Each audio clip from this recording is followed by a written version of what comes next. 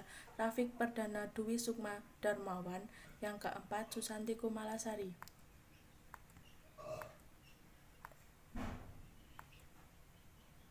Manajemen resiko strategis bank syariah.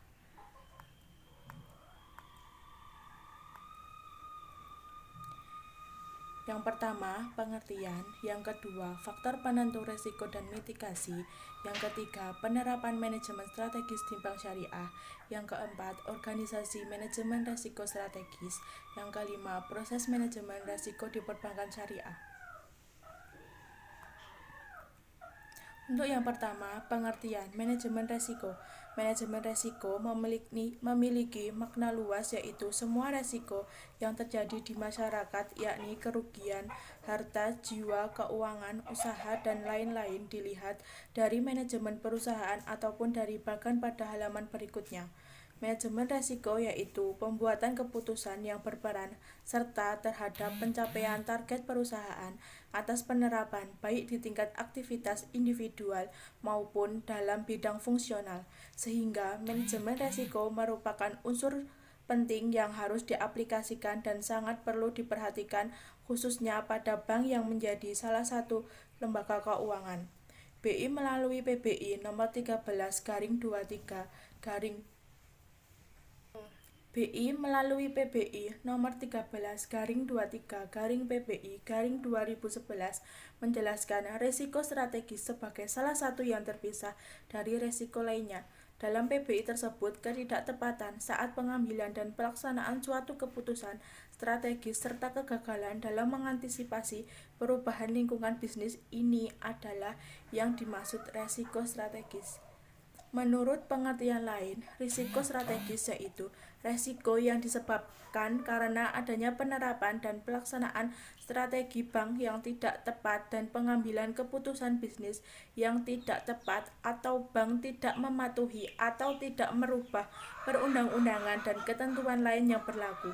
Manajemen risiko dapat dilakukan dengan pemakaian sistem pengendalian internal secara konsisten.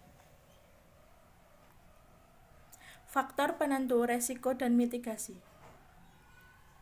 Untuk yang pertama, perubahan peta persaingan bisnis. Persaingan bisnis dapat berubah karena adanya pemain baru yang masuk ke dalam industri atau munculnya substitusi baru. Dalam dunia perbankan, ada yang cukup menarik di mana bank-bank besar cenderung menganggap remeh bank-bank kecil yang baru masuk ke dalam industri tersebut, terutama di masa-masa awal bank kecil tadi memulai bisnisnya. Faktor penentu risiko diantaranya: A. Adanya bank Islam baru yang masuk ke dalam industri alternatif mitigasi risiko. Yang pertama, masuknya bank Islam pada industri dapat dipandang menjadi suatu anugerah bahwa bank-bank ini akan makin meramaikan geliat keuangan Islami yang ada. Yang kedua, jangan selalu menganggap pemain baru sebagai musuh, bisa jadi mereka sebagai rekan bisnis. Untuk yang B, munculnya produk substitusi baru.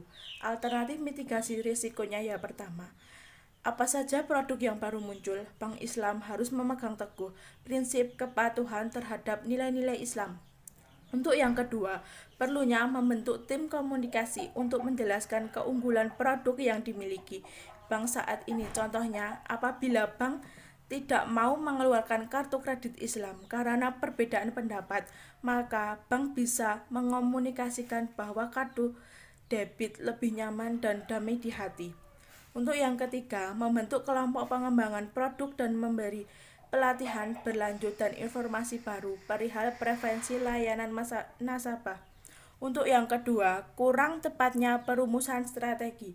Perumusan strategi yang kurang tepat akan berdampaknya terhadap risiko strategis. Ini dapat terjadi apabila strategi yang diambil tidak sesuai dengan visi dan misi bank.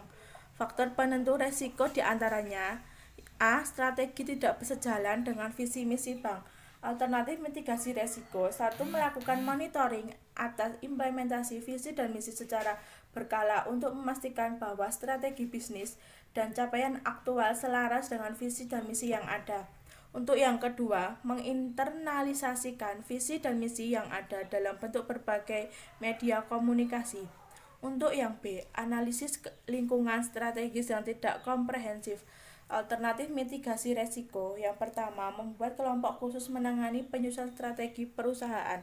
Untuk yang kedua, menyusun rencana A, B, C, dan terusnya menurut uraian yang bisa jadi muncul di lingkungan. Untuk yang C, ketidaksesuaian rencana strategis antar level strategi. Alternatif mitigasi resiko. Yang pertama, menambah koordinasi dan komunikasi antar level strategis. Untuk yang kedua, menginternalisasikan misi bersama yang akan diraih guna menghindari sifat egois antar level strategis. Untuk yang ketiga, tuntutan berinovasi. Pesatnya perubahan lingkungan yang mengharuskan bank untuk menyelesaikan diri dengan lingkungan yang ada. Faktor penentu risiko antara lain A. Minimnya penelitian dan pengembangan, R dan D, dan tidak ada perbaikan proses bisnis. Alternatif mitigasi risiko yang pertama, membuat kelompok khusus mengenai R dan D. Untuk yang kedua, berlangganan pada media massa yang relevan. Untuk yang ketiga, membuat perlombaan bisnis antar karyawan guna menambah kemampuan R dan D internal bank. Untuk yang B, kurang adaptif terhadap kemajuan teknologi. Alternatif mitigasi risiko yang pertama, memperbanyak fasilitas teknologi yang dibutuhkan, kerjasama dengan pihak konsultan IT demi mengembangkan fasilitas tersebut. Untuk yang kedua, kerjasama dengan bank lain agar bisa menjalankan fasilitas berbasis teknologi secara bersama. C. Perubahan lingkungan makro. Berbagai perubahan kondisi mikro dan makro ekonomi ikut mendorong terbentuknya bermacam. Oleh karena itu, seluruh perubahan yang timbul dalam indeks ekonomi makro, kebijakan pemerintah ataupun otoritas perbankan juga berpengaruh pada strategi yang harus disiapkan di Bank Islam. D. Bermacam perubahan di dunia mempengaruhi mutasi perilaku memangku kepentingan bank semacam nasabah, pemasok, pemegang saham, dan karyawan. Untuk yang selanjutnya yaitu penerapan manajemen risiko di perbankan syariah. Wewenang serta tanggung jawab Dewan Komisaris Direksi dan DPS. Yang pertama, Dewan Komisaris serta Direksi membuat dan menyetujui rencana strategis, rencana bisnis, serta hal-hal lain, kemudian mengkomunikasikan dengan pegawai serta jajaran dalam bank syariah. Yang kedua, direksi mempunyai tanggung jawab untuk menerapkan manajemen risiko, terutama manajemen risiko strategis yang terdiri dari menjamin bahwasanya sasaran dari strategis berjalan sesuai dengan rencana, visi misi, arah bisnis, dan toleransi bank syariah. Untuk yang ketiga, direksi bertugas dalam memantau kondisi internal, kekuatan, dan kelemahan bank syariah, serta memantau kondisi eksternal yang berpengaruh dalam strategis bank syariah. Untuk yang keempat, direksi bertugas untuk menentukan tugas dan tanggung jawab kepada satuan kerja guna mendukung pemantauan pelaksanaan strategi bank syariah. Untuk yang kelima, direksi mempunyai tanggung jawab dalam memastikan bahwa manajemen risiko strategis telah diterapkan secara efektif sesuai dengan operasional bank syariah. Untuk yang keenam, Dewan Pengawas Syariah mempunyai wewenang untuk melakukan evaluasi dari kebijakan manajemen risiko strategis yang berkaitan dengan pemenuhan prinsip syariah. Untuk yang ketujuh, Dewan Pengawas Syariah melakukan pengevaluasian terhadap wewenang dan tanggung jawab direksi atas pelaksanaan kebijakan dalam manajemen risiko. Untuk yang selanjutnya yaitu organisasi manajemen risiko strategis. Yang pertama, semua unit bisnis serta unit pendukung. Tugas unit bisnis dan unit pendukung yang pertama, membantu direksi dalam penyusunan rencana strategis serta membantu dalam pengimplementasian dari strategis dengan efektif. Yang kedua, memastikan bahwa praktik manajemen risiko strategis berjalan secara efektif. Untuk yang ketiga, mendukung efektivitas dalam kerangka manajemen resiko strategis. Yang keempat, membantu direksi dalam mengolah resiko strategis, serta mendukung manajemen dalam mengembangkan perusahaan secara berkala. Untuk yang kelima, memastikan bahwa isu-isu yang ada dapat ditindaklanjuti dengan baik. Yang organisasi manajemen risiko strategis bank syariah. Yang pertama, mampu memahami kondisi lingkungan bisnis, ekonomi, serta industri di lingkungan bank. Untuk yang kedua, mampu mengukur kelemahan serta kekuatan bank syariah terkait posisi bisnis bank syariah, kinerja keuangan, struktur organisasi, infrastruktur, serta sumber daya bank syariah. Yang ketiga, menganalisis semua alternatif strategis yang ada sehingga mampu berjalan dengan semestinya.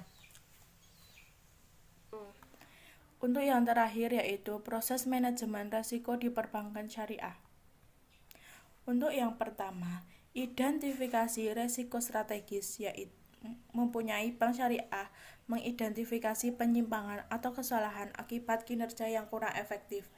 Yang B, bank syariah harus melaksanakan analisis terhadap risiko strategis yang berisiko tinggi. Untuk yang kedua, pengukuran risiko strategis.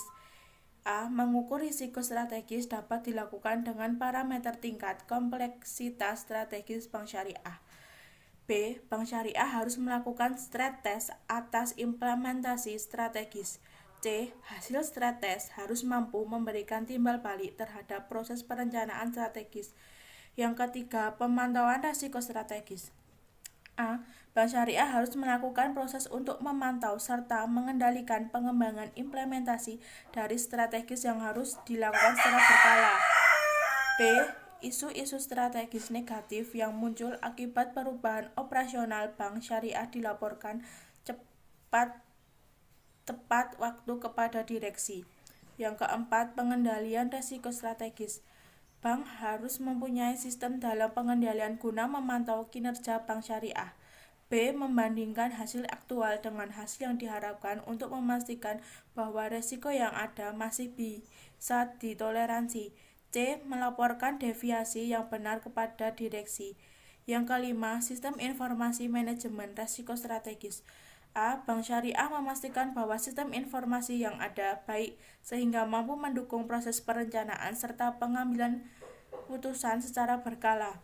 B. Satu kerja manajemen risiko strategis bertanggung jawab dalam memastikan bahwa risiko yang timbul dilaporkan kepada direksi sesuai dengan waktu yang telah ditentukan.